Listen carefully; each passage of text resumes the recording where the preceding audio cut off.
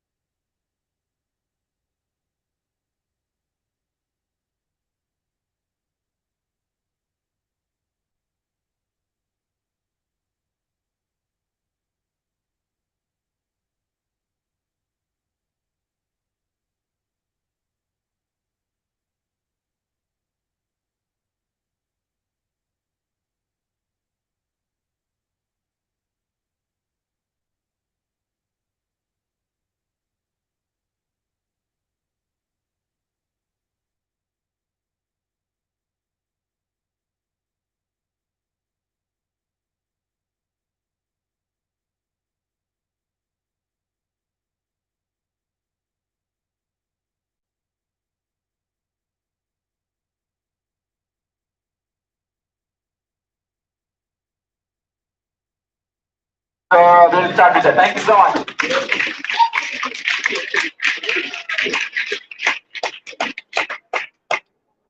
Hello everyone, can you hear me? Thank you so much for being here. I think we are slightly overwhelmed by the response there has been to this. Like, I think initially Shamara and thought we will go sit in the corner and just like talk. But it's really amazing. So thank you so much for being here.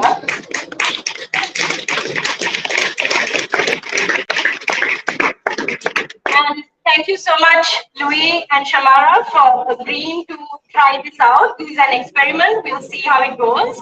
But the idea is that each of them would talk for about 15 minutes, and then we'll open for a discussion. If you want, like, if you have questions, comments, we can like have a discussion.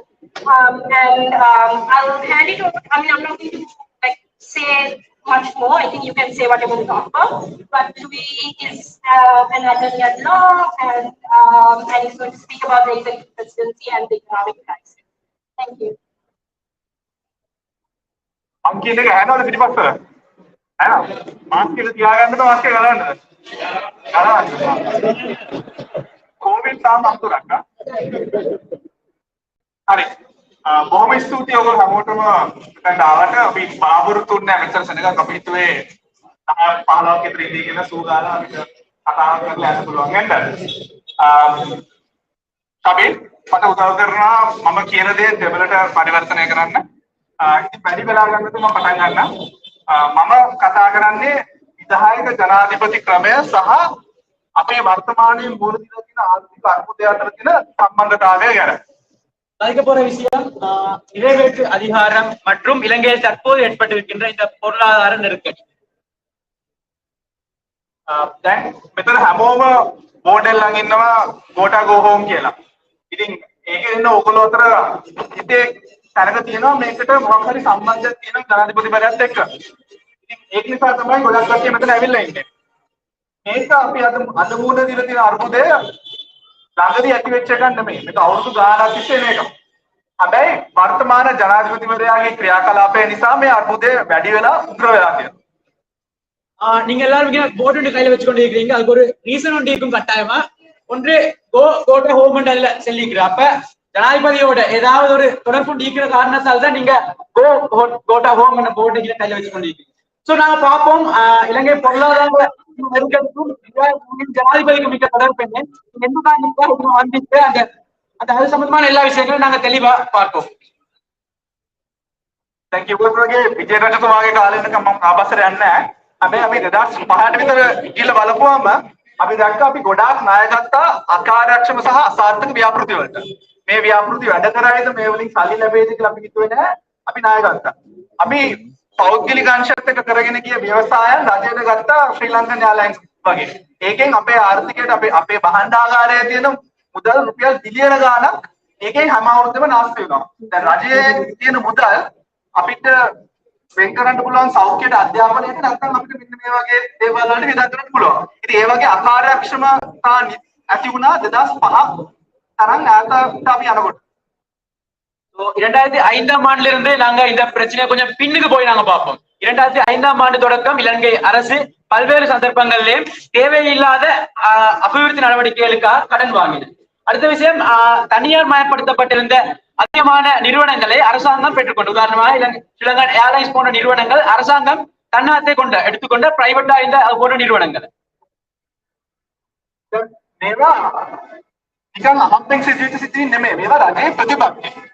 රජයේ ප්‍රතිපත්තියට වඩා මේ ජනාධිපතිවරයාගේ ප්‍රතිපත්ති ක්‍රියාත්මක වීමක් තමයි සිද්ධ වෙන්නේ. දැන් උදාහරණයක් හැටියට වර්තමාන ජනාධිපතිවරයා ජනාධිපතිවරයාට ආපු ගමන් විශාල වශයෙන් බදු රුජු බදු ආදායම් බදු කපා හැරියා. ඒත් එක්කම මේ ළඟදී ගිය අවුරුද්දේ අපි දැක්කා කාබනික පොහොර වලින් වගා කරන්න කියලා කෘෂි පොහොර සම්පූර්ණයෙන්ම නැවතුවා. ඒවා මේ රජයේ ජනාධිපතිවරයාගේ ප්‍රතිපත්ති.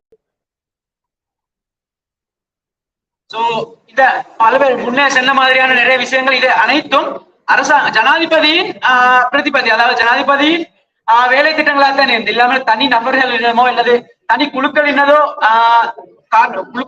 தேவைக்காக அந்த எந்த ஒரு முயற்சியும் எந்த ஒரு வேலை திட்டமும் ஆரம்பிக்கப்படல. இது அனைத்துமே அரசாங்கத்தின் திட்டங்கள் ஜனாதிபதியின் திட்டமாகவே காணப்பட்டது. තනි පුද්ගලයාට මෙහෙම ප්‍රතිපත්ති තීරණ ගන්න පුළුවන් වෙන්නේ කොහොමද? ආණ්ඩුව ඔච්චර මිනිස්සු ගානක් ඉන්නවා. අපි රාජ්‍ය තාන්ත්‍රය නඩත්තු කරන්න මිලියන ගානක් වේදම් කරනවා. ඒ තීරණ ගන්න එක තැනකින්. ඇයි මේක වෙන්නේ? ඒක බලන්න තමයි අපි පොඩ්ඩක් ජනාධිපතිවරයා සමග තියෙන බලතල. අපි යනවා පොඩ්ඩක් බලන්න. சோ அது எப்படி தனியான ஒரு நபருக்கு தனியான ஒருத்தருக்கு இப்படி தீர்மானங்கள் எடுக்கணும். இலங்கையின் தலையெழுத்தை மாற்றக்கூடிய வகையிலான தீர்மானங்களை எப்படி தனியான ஒரு நபருக்கு எடுக்கணும். சோ நாங்க பார்ப்போம் இலங்கையை நிறைவேற்ற அதிகாரம் கொண்ட ஜனாதிபதிக்கு இருக்கின்ற பவர் அவருக்கு என்னென்னலாம் செய்யலும் நாங்க கொஞ்சம் விரிவா பார்ப்போம். මෙතන මට වෙලා ජනාධිපතිවරයාගේ තියෙන ඔක්කොම බලතල ඔයගලන්ට කියන්න. ඒක දිගයි ලයිස්ට්. අපි මූලික බලතල ටික බලමු. ජනාධිපතිවරයා තමයි කැබිනට් ඇමතිවරයව පත් කරන්නේ. ජනාධිපතිවරයා තමයි තීරණය කරන්නේ ඒ කැබිනට් අමාත්‍යවරුන් සතුව තියෙන විෂයන් මොනවාද? ඒගොල්ලන්ගේ තීරණ ගැනීමේ හැකියාව ඒ ඔක්කොම තීරණය කරන්නේ ජනාධිපතිවරයා.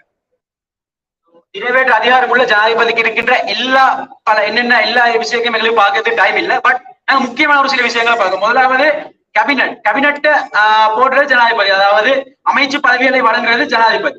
அடுத்தது அமைச்சுக்களுக்கு தேவை என்னென்ன போடுற அந்த மினிஸ்டர்ஸ் மாதிரி என்னென்ன அமைச்சுக்களை வழங்குறது அது சம்பந்தமான சகல அதிகாரங்களும் காணப்படுவது நிறைவேற்று அதிகாரம் கொண்ட ஜனாதிபதி. ජනාධිපතිවරයාට ඕන වෙලාවට පුළුවන් ඕන කැබිනට් ඇමතිවරයෙක්ව අයින් කළා. ළඟදී නම් කැබිනට් ඇමතිවරු ඉල්ලාස්ම ජනාධිපතිවරයාට දැන් පුළුවන්කම තියෙනවා මේ ඉල්ලාස්ම ප්‍රතික්ෂේප කරන්න. ඉස්සරේම පුළුවන් වුණා දැන් නැහැ ළඟදී ඉඳලා ඒකත් කරනවා. ඊට අමතරව මොනවාද මේ අපි දන්නවා කැබිනට් මණ්ඩලය තමයි අපේ රටේ රාජ්‍ය තන්ත්‍රයම මෙහෙවන්නේ. රාජ්‍ය තන්ත්‍රයම තීරණ ගන්න. මේ මුළු කැබිනට් මණ්ඩලයේම සම්පූර්ණ බලය තියෙන ජනාධිපතිවරයා සතු. நான் முன்னே சொன்ன மாதிரி கேபினெட் முழு அதிகாரம் இருக்கிற ஜனாதிபதி கிட்ட தேவையான நாட்களை போடவும் மேலும் தேவையான நாட்கள் அந்த அமைச்சரவைகளை வழங்கவும் முடியும், தேவையான போது அவற்றை பெற்றுக்கொள்ளவும் முடியும். இப்ப நாங்க அண்மையில தான் கண்டோம் தேவையான விஷயம், அதாவது நாங்க விருப்பம் எனக்கு கேபினெட்ல இருக்கலாம்னு சொன்னாலும் அதை ரிஜெக்ட் பண்ணக்கூடிய அதிகாரம் ஜனாதிபதிக்கு இப்ப அண்மையில நாங்க கண்ட விஷயமா. சோ ஜனாதிபதிக்கு அப்படி ஒரு புதிய அதிகாரம் பேசி இருக்கிற. சோ முழு கேபினெட் அதிகாரம் ஜனாதிபதி கிட்ட தான் இருக்கிறது. ඇමතිවරු පත් කරලා ඒගොල්ලන්ට විශ්‍රාම දීමට අමතරව දැන් අමාත්‍යාංශ ලේකම්වරු පත් කිරීමේ සම්පූර්ණ බලය තියෙන ජනාධිපතිවරයා. ඉතින් ජනාධිපතිවරයාට ඕනම කෙනෙක් හැටියට පත් අමාත්‍යාංශ ලේකම්වරයෙක් පත් කරන්න පුළුවන්. දැන් අමාත්‍යාංශ ලේකම්වරයාගේ තියෙන වැදගත්කම මොකද්ද? අමාත්‍යාංශ ලේකම්වරයා තමයි අමාත්‍යාංශයේ මූලික ගිණුම් නිලධාරියා. අමාත්‍යාංශයේ මූල්‍ය කියන්නේ මුදල් වැය කිරීම, මුදල් කොහොමද පරිහරණය වෙන්නේ කියන තීරණය කරන්නේ අමාත්‍යාංශ ලේකම්වරයා මාර්ගය. அமைச்சர்களை மட்டுமல்ல நான் முன்ன சொன்ன அமைச்சருக்கு அடுத்தபடியாக அமைச்சு செயலாளர்களை கூட நியமிக்கின்ற அதிகாரம் ஜனாதிபதிக்கு தான் நிற்கிறேன். சோ அதுல பிரச்சனைக்குரிய விஷயம் என்னன்னா பணம் சம்பந்தப்பட்ட விஷயங்கள், அதாவது பண பரிமாற்றங்கள், பணம் சம்பந்தமான முடிவுகள், தீர்மானங்கள் எடுக்கின்ற சகல அதிகாரங்களும் அந்த லேகம் இருக்கிற. சோ லேகத்தை அந்த செயலாளரை நியமிக்கிற ஜனாதிபதி என்ற காரணத்தினால அது நேரடியாகவே ஜனாதிபதி கீழே தான் அந்த அத்தனை அதிகாரங்களும் போறது. මට තව පොඩ්ඩක් හයියෙන් කෑ ගන්නකොට ඉස්සරහ කට්ටියට සමාව ඉල්ලනවා.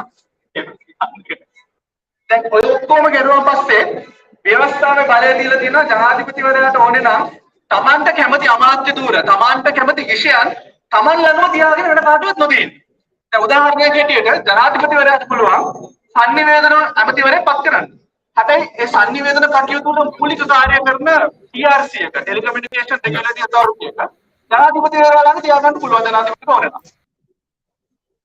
அடுத்த விஷயம் தான் இலங்கை அரசியல் அமைப்பின்படி அமைச்சரவைகளை மினிஸ்டர்ஸ்மாருக்கு கொடுக்கவும் மேலும் தேவையானதை தன்னகத்தை வைத்துக் கொள்ளவும் மேலும். உதாரணமாக தொலைத்தொடர்பு அமைச்சு டிஆர்சி அதாவது தொலைத்தொடர்பு அமைச்சு ஜனாதிபதிக்கு தேவையாண்டா தன்னிடமே வச்சுக்கலாம். அதாவது ஜனாதிபதியும் ஒரு அமைச்சரவையே பொறுப்பேற்கிறார். அப்ப தேவையானதை கொடுத்து தனக்கு தேவையானதை தன்னிடமே வைத்துக் கொண்டு தேவையில்லாத மற்ற அமைச்சர்மார்களுக்கு பகிர்ந்து கொடுக்கக்கூடிய அதிகாரமும் இந்த நிறைவேற்ற அதிகாரமும் ஜனாதிபதிக்கு காணப்படுகிறது. ඉතින් ඔච්චර බලයක් තියෙන ජනාධිපතිට විරුද්ධව කැබිනට් මණ්ඩලයේ කවුරුත් විරුද්ධ වේද? විරුද්ධ වෙච්ච ගමන් මොකද වෙන්නේ කියලා දන්නවනේ. විරුද්ධ වෙච්ච ගමන් ආපහු සාමාන්‍ය മന്ത്രി ඇමති නෙමෙයි. ඉතින් ඒ නිසා තමයි අපි මේ පහුගිය මාසෙ තුල දැක්කේ ඉස්සර කැබිනට් එකේ ඉඳලා එළියට ආපු කට්ටිය දැන් කියන්නේ අපි ගිය අවුරුද්දේ ඉඳන් කිව්වා මේක කරන්න අපි ගිය අවුරුද්දේ ඉඳන් කිව්වා මේක කරන්න. ඒත් කිව්තරේ කවුරුත් කරේ නැහැ. ඒතර අපිට සාධාරණ ප්‍රශ්නයක් තියෙනවා.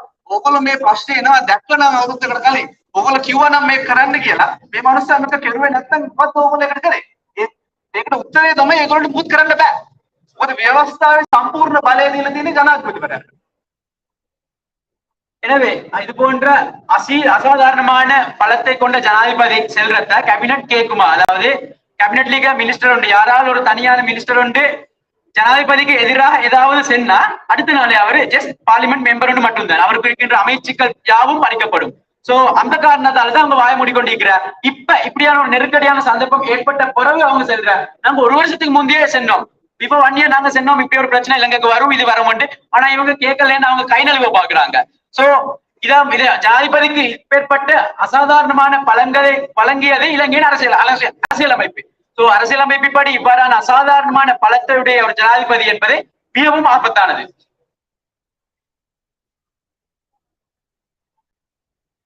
මම කිව්වා ඒගොල්ලන්ට මොනවාද කරන්න පුළුවන් කියලා. ඒගොල්ලන්ට කරන්න පුළුවන් එකම දේ තමයි ඉල්ලාසන එක.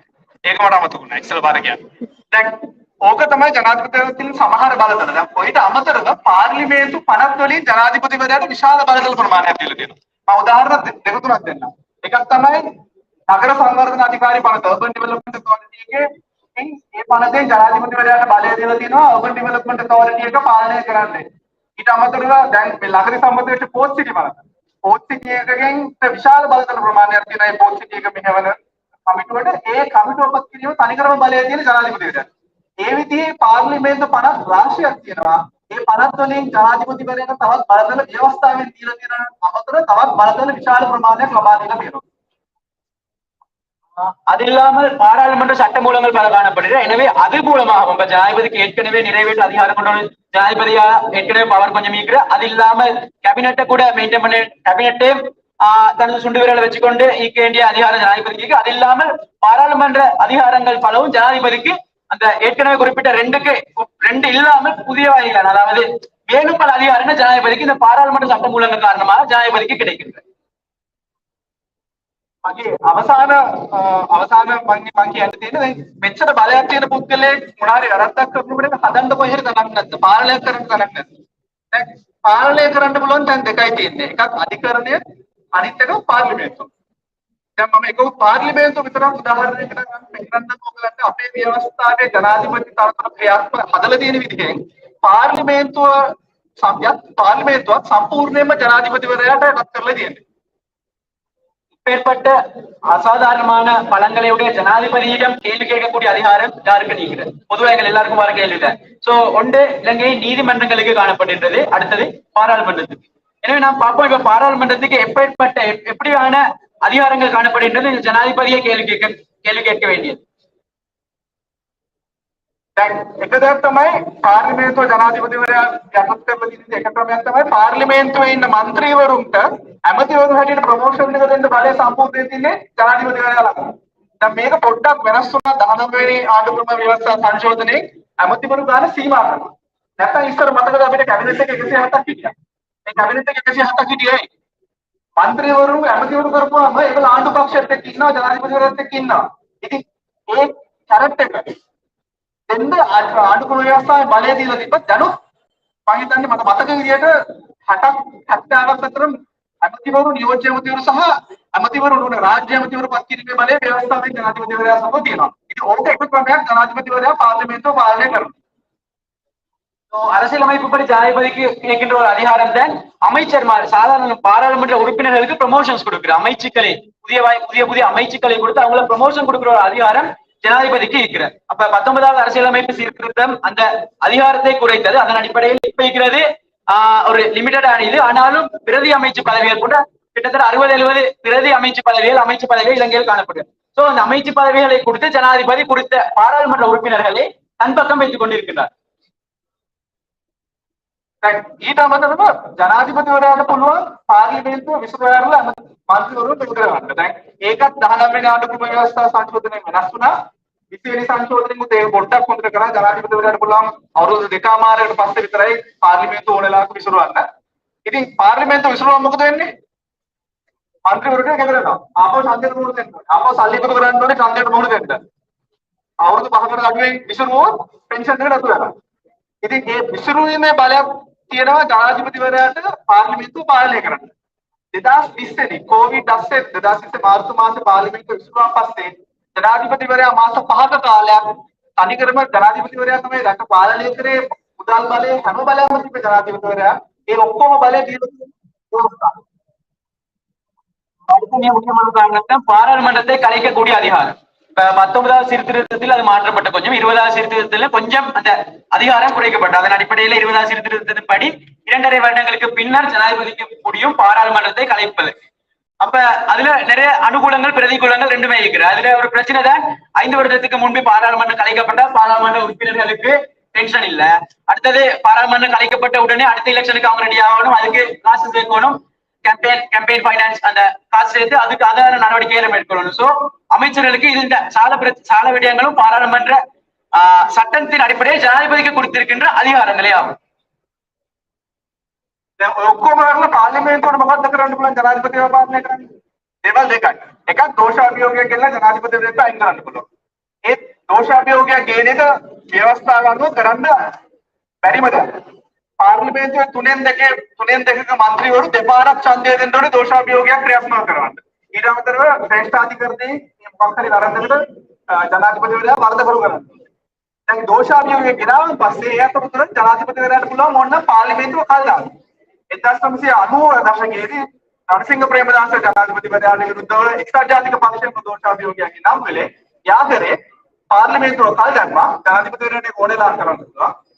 අර දෝෂාභියෝගයට අවශ්‍ය පොලු ගෙඩි ගන්න හදාගත්තා. මොකද ජනාධිපතිවරයාට පාර්ලිමේන්තුව කරන් ජනාධිපතිවරයාට තව තත්පුරු කරන් යන්න පාර්ලිමේන්තුවේ සරල බහුතරයක්වත් ඕනේ. ජනාධිපතිවරයාට ඕනේ ඇමතිවරු මන්ත්‍රීවරු 75ක් 80ක් වගේ ගණනක් විතරයි. ඇයි ඒ 75ක් 80ක් ඕනේ? පාර්ලිමේන්තුවේ 3න් 2ක් 225න් 3න් 2ක් 150යි. ඒ 150 නැති කරන්න අවශ්‍ය මන්ත්‍රීවරු ගන්න විතරයි ජනාධිපතිවරයාට ඕනේ තමන්ගේ බලය රැක ගන්න. ඉතින් ඒ දෝෂාභෝග ක්‍රියාවලිය කරන්නව බැරි දෙයක් අපේ රටේ ඉතිහාසයේ අවුරුදු 40 ගානක ඉතිහාසයේ එකවතාවකවත් දෝෂාභියෝගයක් වැඩිරලා නැහැ.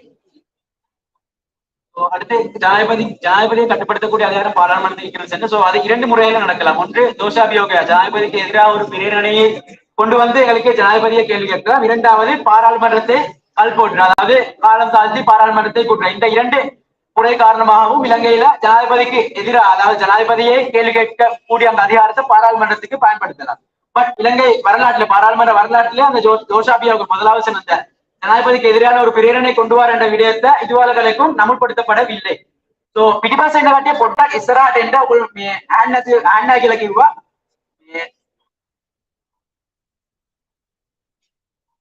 ඉතින් මම අද විනාඩි 15ක් යන කෙටි කාලයක් අතරත ඕගලන්ට පෙන්නුම් කරන්න උත්සාහ කරේ මේක මේක ඔක්කොම දේවල් මට කර කියන්න වෙලාවක් හම්බුන්නේ නැහැ. මේක තියෙන ලොකු තියෙන ප්‍රශ්නයෙන් එක කොටසක් විතරයි. ජනාධිපතිවරයාට ව්‍යවස්ථාවෙන් දීලා තියෙන අසීමිත බලතල නිසා තමයි අපි අද මේ ප්‍රශ්නේ ඉන්නේ. මොකද ඒකේ ජනාධිපතිවරයාට ඕන දෙයක් ඕන වෙලාවක කරන්න පුළුවන්. ඒ වගේම ජනාධිපතිවරයා දෙයක් කරන්න ඕන වෙලේ මුකුත් නොකර ඉන්නවා නම් ඒකට විරුද්ධව අපිට කරන්න තියෙන දේවල් බොහොම අඩුයි, බොහොම සීමා සහිතයි. ඉතින් ඒක නිසා තමයි මේ ජනාධිපති ක්‍රමයයි අපි අද මුහුණ දීලා තියෙන ආර්ථික අර්බුදය අතර ඍජු සම්බන්ධයක් තියෙනවා. எனக்கு இந்த இடத்துல எல்லா விஷயத்தையும் செல்ல டைம் இல்ல. பட் நான் மேலே குறிப்பிட்ட மாதிரி இந்த ஜனாதிபதி அதாவது இந்த நீங்களே இங்க வந்திருக்கிற காரணம் கோ ஹோம் கோட்டா என்ற இந்த சத்தத்துக்கான காரணம் இந்த நிறைவேற்று அதிகாரம் கொண்ட ஜனாதிபதிக்கும் இலங்கையில் காணப்படுகின்ற இந்த பொருளாதார நெருக்கடிக்கும் மிக நெருங்கிய சம்பந்தம் இருக்கிற என்ற காரணத்தை நீங்க விலையும் கொண்டா சரி.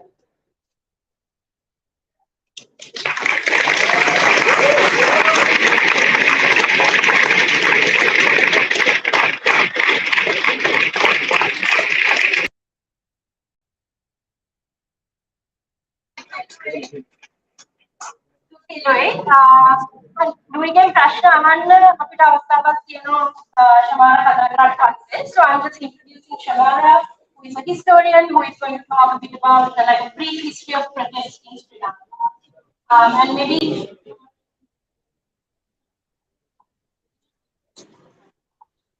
I'm just going to try and stand in the middle there, and maybe more people can hear. I don't know. Can everyone hear me? Okay, fine. I was not planning on using my notes, but I'm just going to keep them up. Okay. Today we are witnessing mass protests across the island in a way that we haven't seen before. Some of you are here tonight for your first series of protests, and that's exciting and it's important. And amongst us, there are also seasoned activists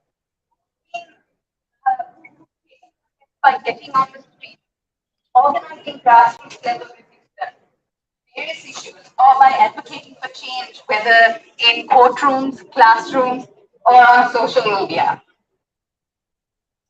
Generations before us then have taken to the streets and spoken truth to power, often in the face of police brutality, which includes arrests, assaults, and even torture. So protest in Sri Lanka then is nothing new. Yet something in the air feels different this time. And before we can unpack what that may be, it may be worth looking back at some of the different types of protests that have taken place in Sri Lanka. What were the underlying drivers of these protests? What modes or forms did these protests take? And how did the state respond to such dissent? I cannot and won't attempt to tell a comprehensive history of protests in Sri Lanka. It's just not possible in 15 minutes. Instead, I'm going to try and paint a general impression of the different types of protests we've seen during the colonial period, the post-independence period, and the post-war period. And for those protests that I leave out, I ask your forgiveness. To begin with, let's talk about some of the drivers or factors underlying protests. When we each think about why we might be out on the streets, we'll have our own personal reasons. Different issues move us to take action, while we remain indifferent to those that don't necessarily concern us. There are several reasons that people protest, but I'm going to focus on three that I've identified that are recurrent drivers of protest: identity, ideology, and interest groups. By identity, I mean, for example, ethnic or religious identities, as well as gender identities. Think of the many Tamil protests to end militarization and land grabs in the north and east. Think of the protests by the Christian churches for justice following the Easter Sunday attacks, or the protest to reverse the ban on burials during COVID-19 that really harmed the Muslim community. And the untiring protests by Tamil mothers of the disappeared in the north. Today marks the 1,875th day of that protest. By ideology, I'm talking about Marxism, socialism, nationalism, pacifism.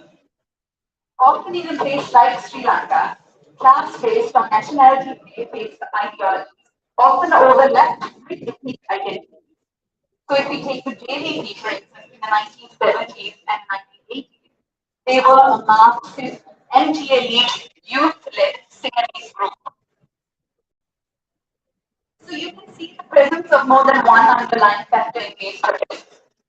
And by interest groups, I'm referring mostly to unions, whether the GMOA for medical officers, the Inter-University Students' Federation, plantation workers' unions, railways unions, and so on. Now, it's worth noting that some of these interest groups or unions are often associated with political parties, albeit to varying degrees. Once again, we see overlap between the drivers of protest in Sri Lanka. So then we have identity, ideology, and interest groups. There are three significant drivers of protest. So let's talk about the form some of these protests took across the last century. Now, during the colonial period, for example, in 1905, the Supreme Court banned the wearing of the fez cap for Muslims in court. And this policy decision received a huge backlash because at that time the fez cap was considered part of Muslims' national identity and a part of their religious attire. And they were aghast because, and they protested it because the British guaranteed this freedom of religious belief, and religious attire was included in those freedoms. And so, in response, the Muslim community organized a mass meeting. And this mass meeting took place in the grounds of the Maradana Mosque. At the same time this protest took place, they organized an economic hardware in Jeddah, where they closed down all their shops for the day. This protest in the grounds of the mosque was attended by over 30,000 people. That was more than 10% of the Muslim population at the time. That's the kind of grievance that was felt across the community. And the organizers of the protest invited interventions and speeches from Sri Lankan and Indian Muslim community representatives. The output of this meeting was a memorial that was sent to the king, and they demanded that this policy be withdrawn. And they actually succeeded in their protest. Within a year, Muslims were once again allowed to wear the fez cap in court. While this was a success, historians have actually critiqued this campaign because they said there was a missed opportunity to perhaps turn it into a broad-based national protest that was also anti-colonial, more openly anti-colonial in nature. Nevertheless, it was marked the largest protest up until the time until that day, but it was by no means the last. So another series of protests or campaigns that started in that period, first in 1904, but really in 1912, was the temperance movement, or the temperance campaign. And this was basically organized mostly by Buddhists and Christians because alcohol was seen as a corrupting and Western influence. Toddy and Arak taverns in particular were at the receiving end of this protest. And they protested by boycotting these taverns and also imposing penalties like fines on people who had made public pledges to stop drinking alcohol and had broken it. Now, the people who were organizing this temperance movement or the temperance campaign ended up going on to become very prominent nationalist leaders like D.B. Jayadevata and W.H. Silva. There was some participation from Tamil Hindus like Pannambalam Ramanathan, who chaired a temperance rally in Colombo, for example, and burger educators and municipal councillors who participated in committees. But once again, it was by and large a single campaign. Now, if we move forward to the post-independence period, in 1956, S.W.R.D. Bandanayake and his government passed the chauvinistic Sinhalese language act. And in response to this act, a number of protests were organized, mostly by Tamils. We'll talk about one form that protest took. In 1961, by which time Mrs. Bandanayake was in power, she was advancing a campaign of Sinhalization in the judiciary and the administrative and in administration. And in practice, what this Sinhalization meant was that Tamil speakers lost access to justice and employment and also basic government services. So how they responded, how they decided to respond in February 1961 was that they organized a satyagraha. Now, satyagraha is something we've seen. This satyagraha took the form of a sitting Basically, people wore white. These were trained satyagrahis. They wore white, led by SJD Chalvanayakam. And they went to, they occupied the entrances of Kacheri, district secretariat buildings. It started in Jaffna, and the protest ended up spreading to the northern and eastern provinces. The police came, of course, and they turned up there and they started picking up people like you sitting here. They would pick them up by their hands and legs and move them outside and dump them on the ground outside. When these protesters were moved out, new other satyagrahis came in and this process went on and on and on. And as the police also became more impatient with the situation, they became more violent. And they started using batons, beating the satyagrahis. People who lay down across the floor were kicked or even rolled along the ground. There's an example of one satyagrahi, someone called Francis Pereira, who was a Bharat Tamil from Chile. He was apparently picked up more than 15 times, but every time he returned to his place in front of the entrance to prevent government employees from going about their day, despite the fact that his clothes were torn and his body was bruised. This was an effective form of non-violent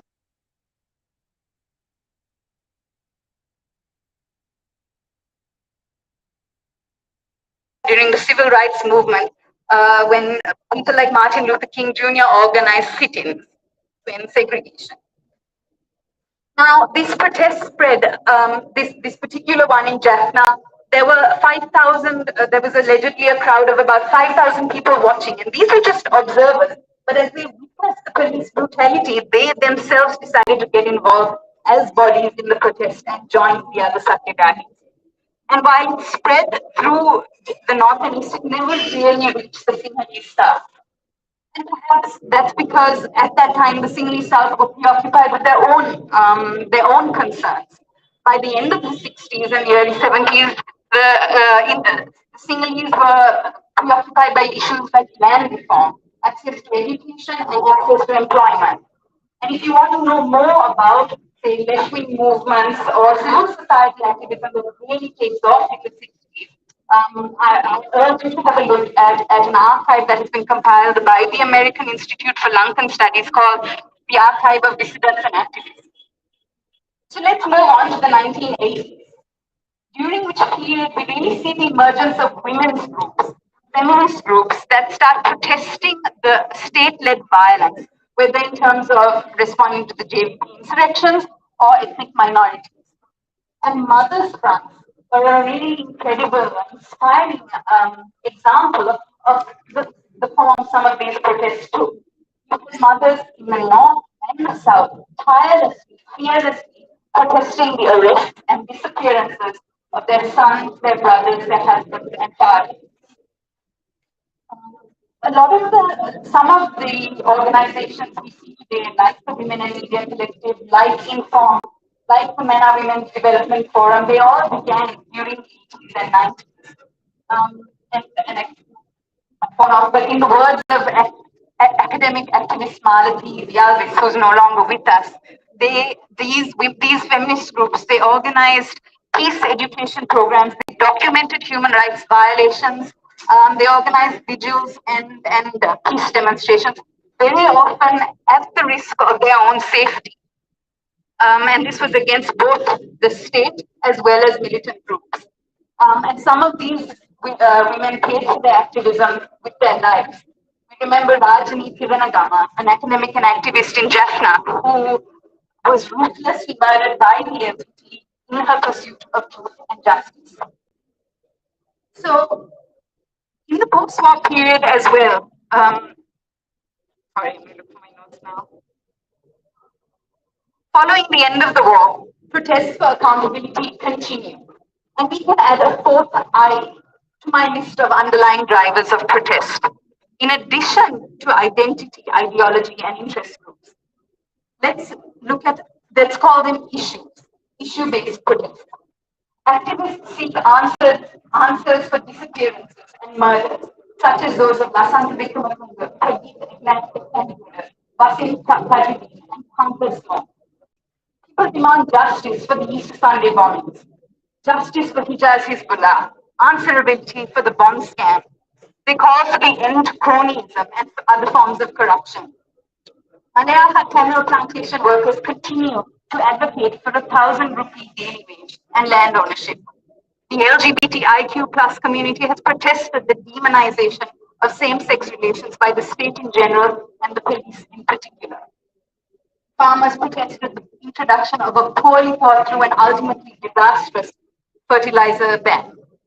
Lawyers and activists call for the repeal or reform of laws ranging from the Prevention of Terrorism Act, the Muslim Marriage and Divorce Act, and they call for the abolition of the executive presidency. Protest then is part and parcel of Sri Lankan life for me. So what is different today? What is it about this moment that leaves us feeling hopeful that something may change? So far, the government has not listened to protesters' demands. Yet here we are in Colombo and Fendi, Barbara and Jaffna, Vaticalo, Bengal, Olivia, Anuradhapur, Bounty, unrelenting on the streets. Now, I'm a historian, and it's not quite my business to predict the future. Even those who claim to be in the business of predicting the future don't seem to be doing too well at the moment. So I don't know yet where this is going. But perhaps, just perhaps, for the first time in our living history, all these drivers of protest are present in the current moment. We see identity, ideology, interest groups, and issues represented in the fight for change. Men, women, Sinti, Tamils, Muslims, workers, nurses, daily wage earners, bros, free trade zone workers, environmentalists, privileged, deprived, able, disabled. We are all here, and that is what is special. No one political party could have convened us, despite however much credit Johnston Fernando tries to give the JV. When I compare the current moment with the colonial period, which I'm most familiar with, it's clear that those protests remain confined to those immediately affected or grieved by a particular issue. They had structure, leadership, and organization. Yet those protests fail to resonate with the broader population.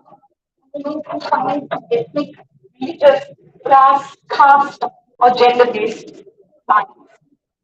Today, we seem to have overcome those divisions and have a stab at unity. The demands go home Gota or go home Rajapaksas are about more than just resignation. We cannot romanticize this moment too much, but we can be hopeful. We need to remember that this may not be a fight for survival for all of us, but it is a very real fight for survival for some of us. The spiraling economic crisis is an emergency and it needs to be solved now. Longer term grievances, however, should not be forgotten in the aftermath. There are calls for investigations into an incident involving military personnel who entered the protest area a few days ago. This may be new to some of us, but it is something very familiar for those in the north and the east. These longer term grievances should not be forgotten. Empathy and courage can sustain this movement. On that note, thank you for your attention.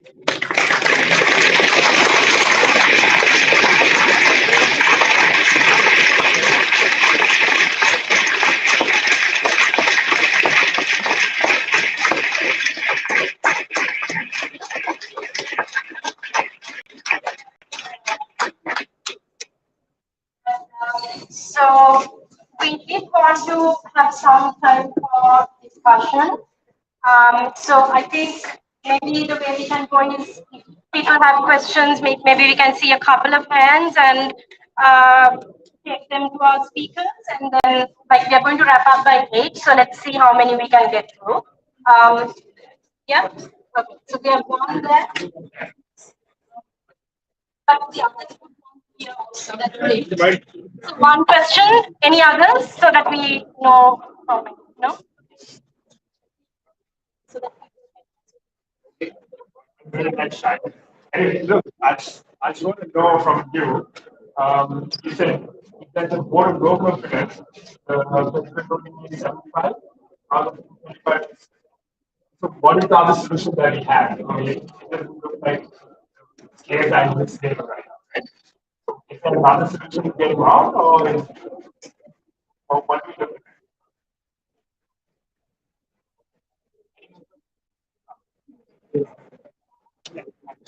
Any others? Yeah.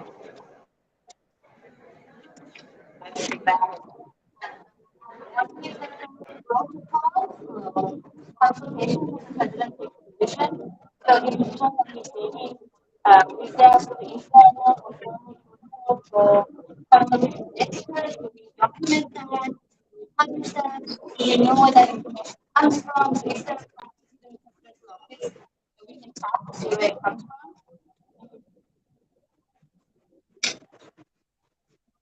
So is there a consultative process when the president makes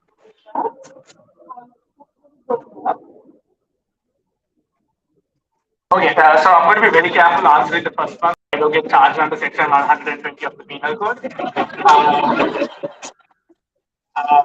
The answer in English or Sinhala? Okay. දෙකෙන්ම කරන්න හරි. ඉතින් ප්‍රශ්නේ තමයි දැන් දෝෂාභියෝගයක් ගේන්න අමාරුයි. කරන්නම බෑ. ජනාධිපතිවරයාව අයින් කරන්න. මොකද 150 දෙනෙක් දෙපාරක් එකට ඡන්දෙ දෙන්න ඕනේ. මම අත්ත කියන්න ඕනේ. මම ගාවකට උත්තරේ දීපලා මොනවද මීට කලින් මම කියලා. හැබැයි එක දෙයක් තමයි අද මේ දැන් ඇතිච්ච කතාවත් එක්ක හරි ජනාධිපතිවරයාට ගෙදර යන්න බැරි නම් ජනාධිපති ධූරය ගෙදර යනවා. මොනවාද මේ ජනාධිපති ක්‍රමය අවශ්‍ය කරනවා. ඒක එක. මොකද ඒකට තුනෙන් දෙක වුණ එකපාරයි. අනික ඒකේ නෑ. එතකොට දැන් අර දැන් පොදු ජන පෙරමුණේ මන්ත්‍රීවරු භාග්‍යවේදීවත් සහාය ඕනනේ එක කරන්න. ඒගොල්ලන්ට ඒකට හිතෙන්නේ අපි පත් කරපු ජනාධිපතිවරයාවනේ අපි මේ ගෙදර යවන්නේ කියලා. ඒ හැඟීම ඒ අර දේශපාලන ඒ හැඟීම නෑ. ඒක කරනකොට. ඉතින් ඒක සමහර විට මේකට වඩා කරන්න පුළුවන් දෙයක් වෙන්න පුළුවන්. ඉතින් දැන් විපක්ෂයෙන් කියනවා ඒගොල්ලෝ කරන්න යනවා කියලා. ඉතින් අපි බලාගෙන ඉමු. අපි 1994 ඉඳන් බලාගෙන ඉන්නවා මේක කරමු කියලා. 1994 ඉඳන් 2015 වෙනකන් ජනාධිපතිවරණයට ඉදිරිපත් වෙලා ජයග්‍රහණය කරපු හැම අපේක්ෂකයෙකුම දීපු එක පොරොන්දුවක් තියෙනවා. ඒ තමයි විධායක ජනාධිපති ක්‍රමය අවශ්‍ය කරන්නේ. ඒ පොරොන්දුව ඒක අපේක්ෂකයෙක්වත් ඉෂ්ට කරේ නැහැ.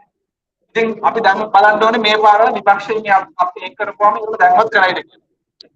දෙවෙනි ප්‍රශ්නය තමයි sorry, so the English version, short version of that is, I don't have an answer to that. But one thing that might be more palatable than making it go down is let's get rid of the executive presidency. Let's abolish the executive presidency because it takes away the personal dimensions of the kind of politics around it. It makes it about the institution and it also makes it a much more lasting reform. Because the problem here is not the individual in the office, it's the office itself. And that is what needs to be solved because it keeps happening over and over again, right? And we've not had a single executive president who's held office up then probably Jetunga, who was not directly elected by the people, who went home popular, who went home as at least as popular as when they came into office. All of them have been unpopular, right? The difference now is this person has become unpopular in the middle of his term as opposed to the end of their term, right? The second question is about consultative process. There are a lot of informal processes and this president especially appointed a lot of commissions and committees to advise people, some which bypass the cabinet of ministers as well, right? Under the Right to Information Act, under Article 14A of our Constitution, which guarantees the right to information, we should have access to some of that information. But my experience has been when trying to get information, especially in the last 2 years of the pandemic, it's become very difficult to get information now. And there is a chance where a lot of that information you want could be privileged based on either national security concerns or national economic concerns. And there is a judgment of the Supreme Court which says that something which impacts the national economy also impacts national security. So because of that, it could be difficult, but under the RTA Act, if you know what you're looking for, you should be able to get the information, but over the last 2 years, it's become very difficult. දෙවෙනි ප්‍රශ්නය හොවේ ජනාධිපතිවරයා වටේ තොරතුරු ගන්න මොකක් හරි යා පුද්ගලයන්ට කතා කරන්න පුද්ගලයන්ට සාකච්ඡා කරන්න ක්‍රමයක් තියෙනවද? ඒ සාකච්ඡාවල් වල වාර්තාවල් තියෙනවද? ඒ වාර්තාවල් අපිට ලබා ගන්න පුළුවන්. ඉතින් ඒකට උත්තරේ තමයි ගොඩාක් ක්‍රම තියෙනවා ජනාධිපතිවරයාට පුද්ගලයන්ට කතා කරන්න. විශේෂයෙන් මේ ජනාධිපතිවරයා කොමිසම් සහ කොමිටි විශාල ප්‍රමාණයක් පත් කරා. සමහර ඒවා කැබිනට් එකේ බලතලත් සමගාමී කැබිනට් එකට එහා ගිය බලතලත් පත් කරා. ඉතින් ඒවවල තොරතුරු ලබා ගන්න ආණ්ඩුක්‍රම ව්‍යවස්ථාවේ 14 ආවාදන්තියේ තියෙන තොරතුරු ලැබීමේ අයිතිය. ඒක තොරතුරු ලැබීමේ පළදක් තියෙනවා. අපි පහුගිය අවුරුදු දෙකේ අපි ප්‍රායෝගිකව දැක්කේ තමයි තොරතුරු ලබා ගන්නවා කියන එක ඉතාම අමාරු දෙයක්. ඊට අමතරව ඔය සමහර වෙලාවට පිළිවෙල තොරතුරු අපිට නොදී ඉන්න පුළුවන් හේතු දෙකක්. එකක් ජාතික ආරක්ෂාව, අනිත් එක ජාතික ආර්ථිකය බලපෑම් මත ඒ තොරතුරු නොදී ඉන්න පුළුවන්. ඉතින් ඒ තොරතුරු ලබා ගන්න එක අමාරු වෙන්න පුළුවන්.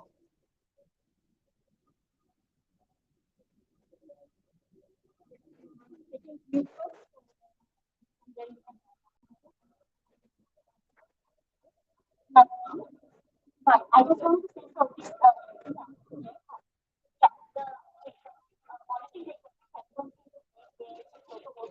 But that is a long-term solution.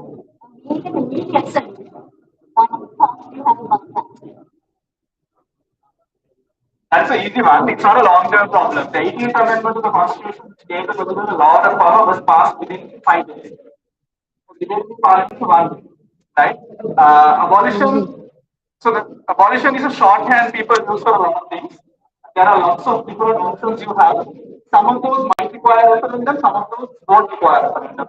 You probably can't afford a referendum on the grounds that children can't have school exams because they don't have paper, so you can't pick up your balance without paper. And also, elections cost a lot of money. So because of that, we probably can't afford a referendum right now. But there are a lot of things you can do without a referendum, done in the past, which can be done again. So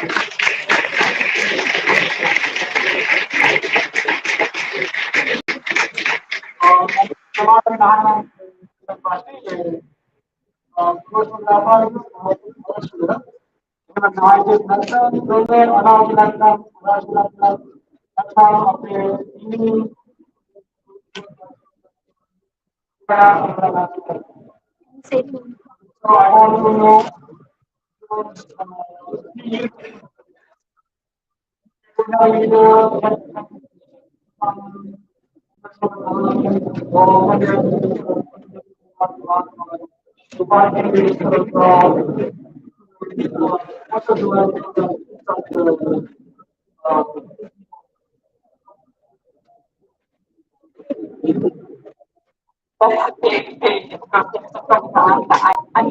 I can't it's there is no correct answer.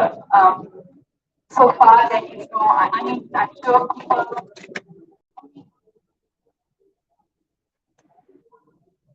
Okay, even thinking internationally, right now, looking at examples of like demand, the key, right? It's important sometimes to have a figured direction, but I sometimes in the past and how much not always achieve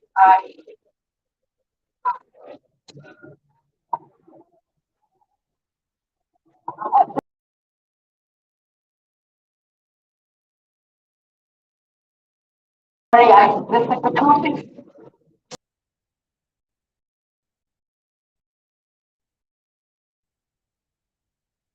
But I understand for months.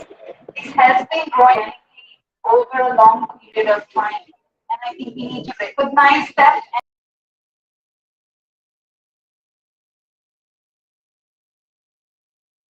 And there's definitely there is a diversity of objectives, but I also think that there is a central demand as well. And I don't think people will go home until that's met.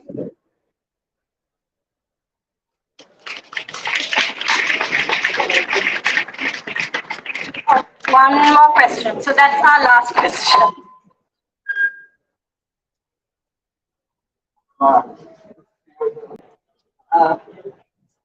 In the history of Sri Lanka, what protests have and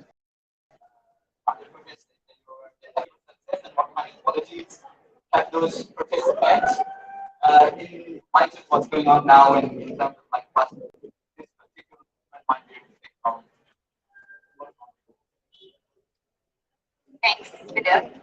I'm going to lean back on the one protest and issue I'm really familiar with is that in the aftermath of the 1915 anti-mob pogrom, we also had a British colonial state that went from inaction, from not doing anything and letting violence against the minority community escalate, going into excess. And in that excessive response, the British colonial state went overboard and it ended up arresting, imprisoning, flogging, even extrajudicially killing innocent Sinhalese and Tamils in the process. In response to this, people began demanding independent inquiries of, there were mass protests organized.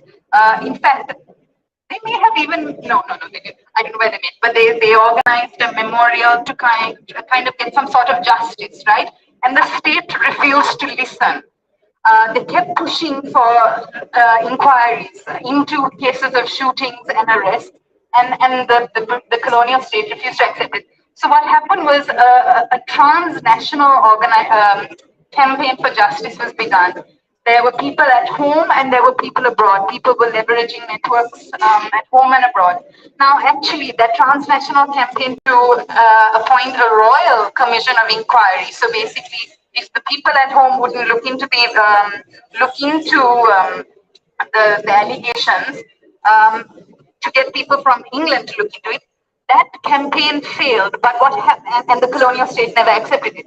But what happened was that it created the generation of leaders that actually went on to be part of our independence movement and our first national leaders. So D.S. Senanayake and his brothers were wrongly arrested during the suppression in 1915. They came out stronger. They developed their skills as national orators, as leaders of the people. Kunnambalam Ramanathan, he came out and spoke for the Sinhalese people, despite the fact that he was a Tamil. He went to England and campaigned on their behalf.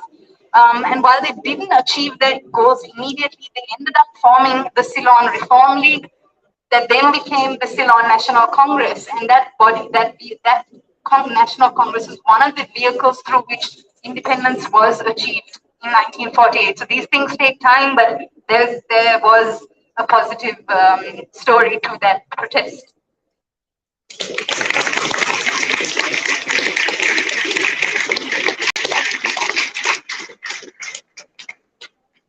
Thank you everyone for coming out today to teach out. A special shout out to Yellow for Democracy for helping us out with the sound and with the crowd. And they've been here since 8 in the morning today. So a big round of applause to them again. And also another shout out to #Generation who have been live streaming this to I don't know how many people, but to many people. So thank you so much. And I think if you're interested in more teach outs, we're planning to have a few more in the next coming days. So watch out on Twitter or wherever else on social media. So thank you so much, and thank you to our speakers again. Good night.